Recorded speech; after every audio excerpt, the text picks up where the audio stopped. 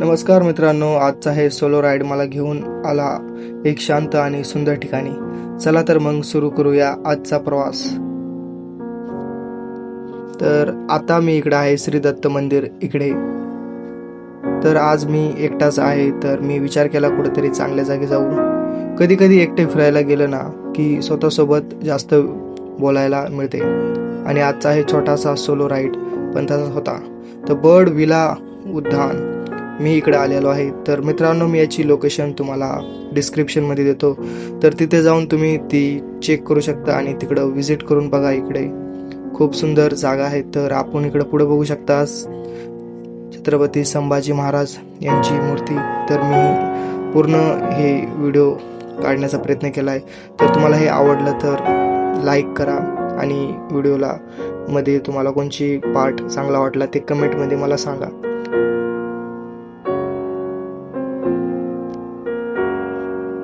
तर हे पुढे जाण्यासाठी खूप सुंदर झाडं लावलेले होते वरनं.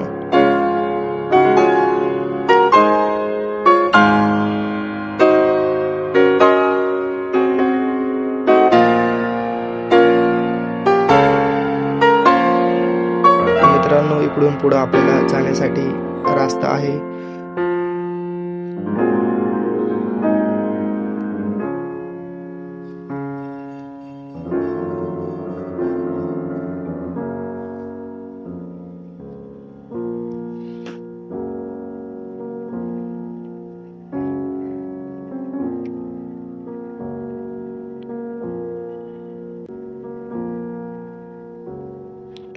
आजूबाजूचे वातावरण खूप शांत होते. फक्त पक्ष्यांचे आवाज आणि नेचर. तिथे बोटिंग पण होती. एक पायाने चालण्याची बोटिंग आणि एक मोटरवाली. पण त्यासाठी 2 लोक लागतात आणि मी आलो होतो सोलो, म्हणजे एकटाच आलो होतो, म्हणून बोटिंग करता आली नाही. तर मित्रांनो, मी नंतर कोणी मित्रासोबत आलो तर मी नक्की बोटिंग करेन आणि तिथला पण व्हिडिओ शूट करण्याचा प्रयत्न करेन की आपण बोटिंग करताना आपल्याला आजूबाजूचं निसर्ग कसं दिसेल त्याची.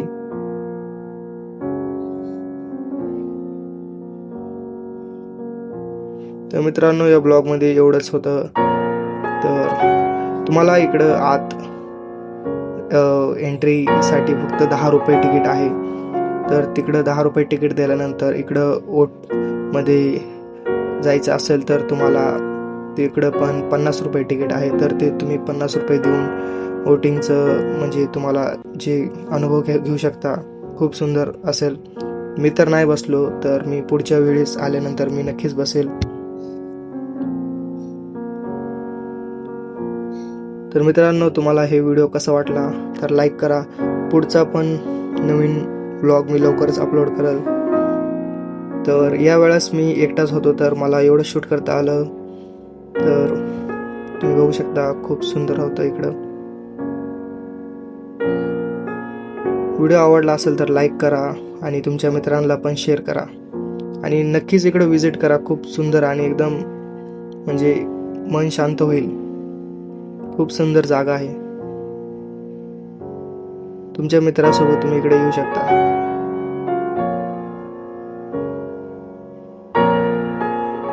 एक दिवसामध्ये तुम्ही म्हणजे इकडे फिरून तुम्ही वापस घरी जाऊ शकता. मी याची लोकेशन तुम्हाला डिस्क्रिप्शन मध्ये देतो. तर तुम्ही बघू शकता इथला व्ह्यू खूप सुंदर आहे.